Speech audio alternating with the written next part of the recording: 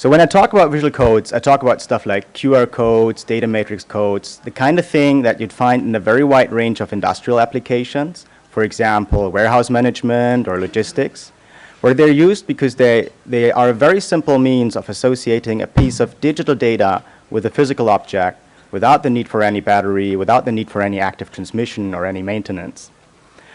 You'd also find them in some consumer applications, in particular in Asia. So if you look at the back of your conference badge, you'd find one there. But actually, these existing codes are not without problems. And I think anyone who's ever tried to scan a QR code has had this experience where they need to go closer and closer and closer until eventually they get the data. And the thing is that if you're too far away, if you're undersampling the code, you won't be able to get any data out of it at all. Similarly, if the reader's camera is not correctly focused on the code, or if you have movement and motion blur, again, you won't be able to get any data out of the code at all. So this is a challenge. For a consumer, it's a nuisance. For a company, that might actually mean losing money. In the past couple of years, people have also looked into using sequences of codes displayed in a transmitter or in a video to transmit arbitrarily large payloads. And here you have an additional challenge, in addition to these two challenges that I mentioned now, that if the exposure time of the reader's camera, the time during which the camera gathers light, is too long, then the reader is going to capture a mix of two or more of the frames that are displayed by the transmitter. And again, if you have this frame mixing, in general, you won't be able to decode any data at all.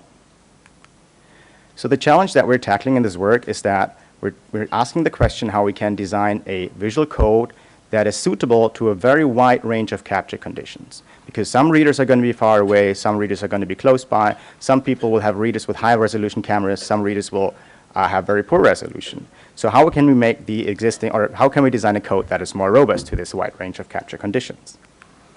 And this leads me directly to our contribution. Today we propose focus codes. Focus codes are a new type of visual code that address exactly that challenge. So you can read them from longer distances and with poorer cameras.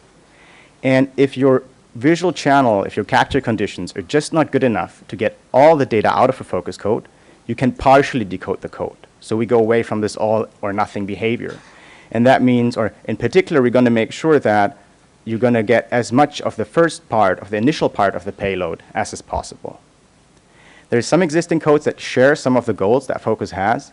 And our third contribution here is that we significantly improve on the state of the art in terms of performance. So you have an example of a focus code here on the right-hand side. Before I get technical, I want to give you a very brief recap of a 2D Fourier transform, and assume every one of you knows a 1D Fourier transform that allows us to decompose any periodic signal into sum of sinusoids. And we can do the same thing for a 2D signal, which is a grayscale image as well. So here we can take this image and decompose it into many sinusoids, but since it's the 2D case, our sinusoids are going to be 2D, but just as in the 1D case, they're going to have a frequency and they're going to have an amplitude. And what I want you to note here is that the frequency, a low frequency actually means that we're talking about slow, gradual changes in light intensity, whereas a high frequency is more high contrast, frequent changes. And just as in the 1D case, a very convenient way to represent the parameters of our sinusoids is the spectrum. And the spectrum of a 2D image is a 2D complex matrix, and each component of that matrix denotes the phase and the amplitude of one frequency component. Okay, so now I'm going to walk you through the process of how we encode data in a focus code. And let's say we have our payload, and this is something we want to put on a parcel. Let's say we have 4 data chunks. The first data chunk is the address where the parcel has to go. The second data chunk is storage information for that parcel. The third data chunk is maybe the sender, and let's say the fourth chunk is weight. So we look at the bytes from the first chunk, and we modulate them. We apply 4-phase shift keying, so what we get out is a sequence of complex symbols. And the phase of each of those symbols encodes exactly 2 bits of the payload in data chunk 1.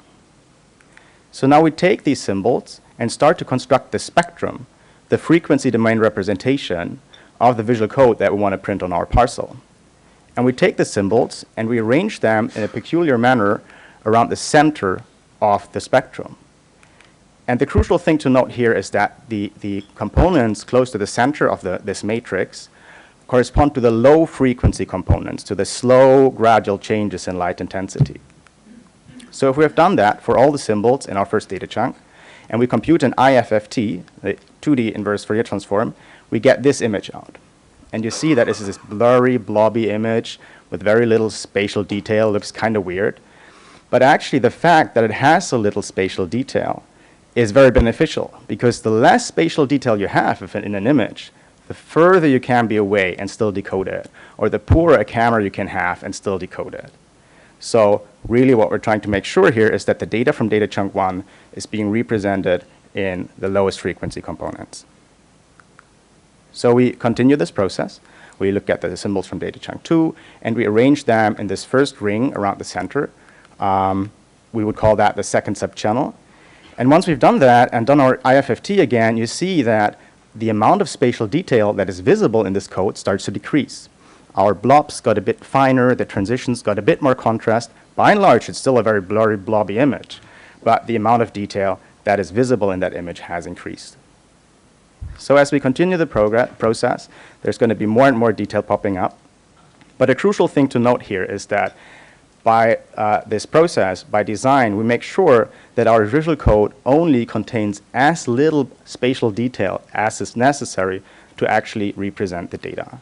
So this code that you see on the right-hand side here is an exact visual representation of our data chunks 1 to 4. Oh, and for those of you who have more of a communications background, this is essentially a 2D version of orthogonal frequency division multiplexing, OFDM. So how do we get data out of a code? Let's say our reader captured that code at a very high resolution. It computes the FFT, and it gets exactly the spectrum out that the transmitter or that we have constructed before. And then it can just undo the process from the previous slide, and it's going to get the chunks out, and there's some engineering, and we're going to have a checksum. And the reader can validate that the chunks that it got out are actually the chunks that were put in there by the previous step. So now let's think about what happens if we're not on a perfect channel. Let's assume we're a bit too far away. We're just so far away that we start to sample below the Nyquist rate. So we're ever so slightly undersampling this code. Now what's going to happen is that we're going to get aliasing. And essentially that means that we're going to have copies of the spectrum creeping in from the sides and overlapping with the spectrum that we're trying to reconstruct here. So the crucial thing, though, is that if we're only moderately undersampling, we're going to only moderately overlap. And in this scenario, that would mean that we lose only the information that is contained in the high frequencies. And the rest of the spectrum, we can still perfectly reconstruct. So in this scenario, that would mean we can still get the data from chunk 1, 2, and 3. We can still get the information of where this parcel has to go, which is probably what we care about in 80% of the cases or 90% of the cases. So actually, this process sort of scales with our channel quality. So if we go further away, we'd lose more information in the later part of the payload. Or conversely, of course, if we go nearer, we get more information instead. But the crucial thing to note here really is that if our visual channel is just not good enough to get all the data out of a focus code, we can partially decode it. And the amount of data that we can decode is going to scale automatically with the reader's spatial sampling rate, which is a function of both the distance between the reader and the code, and also of the reader's camera quality. So this is the idea, and now I want to show you some experimental results. First, that verify that this works as expected, and then also that quantifies the performance and puts it a bit in perspective. We set up a simple experiment where we wanted to understand both the impact of distance and camera quality on the decoding performance. So we encoded 1.6 kilobyte in a bunch of focus codes, and we set up readers at a distance from 1 to 6 meters to the codes. And we looked at different reader devices, all of them smart devices. We looked at the Galaxy S6, which is a very recent smartphone, which has a very nice camera. We looked at the Nexus 1, which was Google's first smartphone. It's actually not state-of-the-art at all. It has like a 5-megapixel camera. But in a sense, it represents a type of device that's still out there. And we also looked at Google Glass. And I think everyone in the room who's ever used Google Glass will agree that it has a really, really terrible camera. So what you see on the bottom here is the spatial setup. And in case you wonder, you see these markers around the focus code.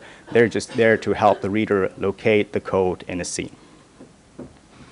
OK, so first I want to show you some results or some experimental results that are aiming at demonstrating that this process behaves in reality as we would expect from our design. And what you see on top here is the code that the Nexus one captured at a distance of 1 meter from the code that was displayed. So this is the photo. And what you see on the bottom is a representation of the spectrum. And in particular, what you see is where in the spectrum we had errors. So the redder something here is, the higher the error rate. And what you'll note is that, by and large, at a distance of 1 meter, the spectrum is error-free. We have very, very little errors at a distance of 1 meter. Now, if we increase this distance to 2 meters, what you're going to see in the captured photo is that we're starting to lose some spatial detail.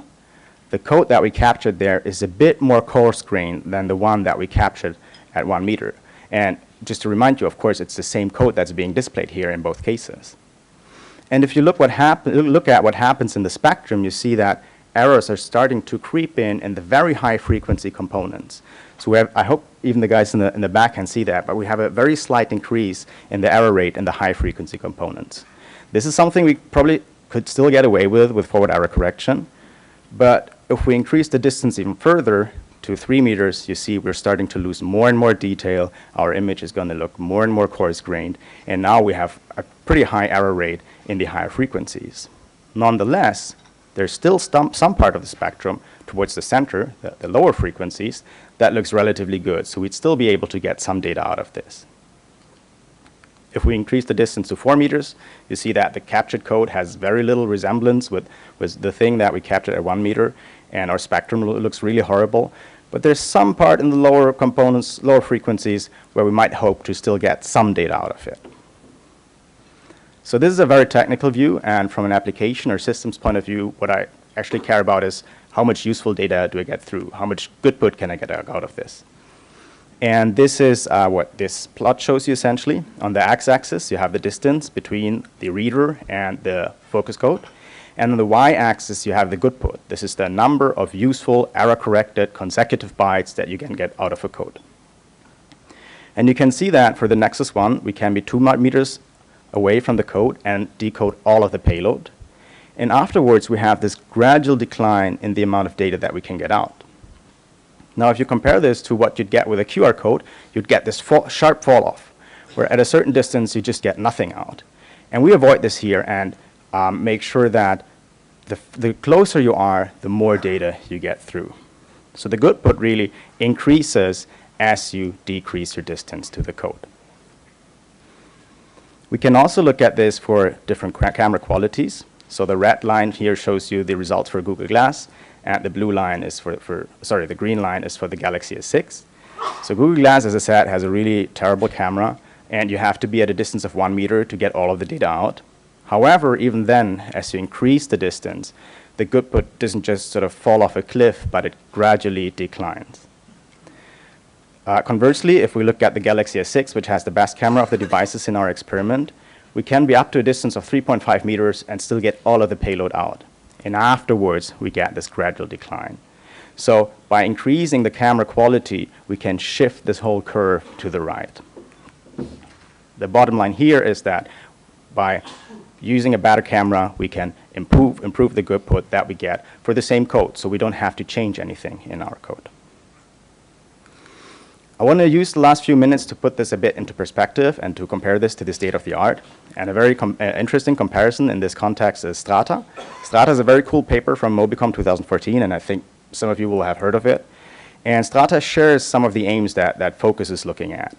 However, Strata takes a distinctly different approach to achieving robustness, in the sense that it encodes data in blocks of pixels of different size. Whereas Focus encodes data in different parts of the spectrum, in different subchannels that differ in their robustness to various channel conditions.